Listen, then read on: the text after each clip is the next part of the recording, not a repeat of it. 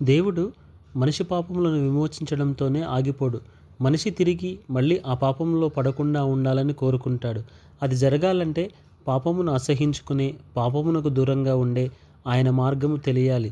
అందుకే కీర్తనలు 25:8లో తన మార్గమును గూర్చి ఆయన పాపులకు ఉపదేశించును అని చూడగలం.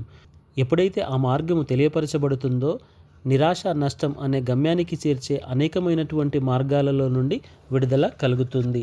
అట్టి మార్గాలలో కొన్ని దుష్ట మార్గం, చెడు మార్గం, పాపుల మార్గం, బలాత్కారుల మార్గం, అబద్ధ మార్గం, భక్తిహీనుల మార్గం, జారస్త్రీ మార్గం.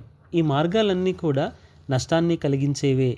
ఆయన మార్గము మాత్రమే ఈ నష్టాన్ని కలిగించే మార్గాలన్నిటిలో నుండి తప్పిస్తుంది. ఆయన ఉపదేశం చేయటానికి కారణం అదే. ఉపదేశమునకు లోబడితే దేవునియందు భయము, భక్తి కలుగుతాయి.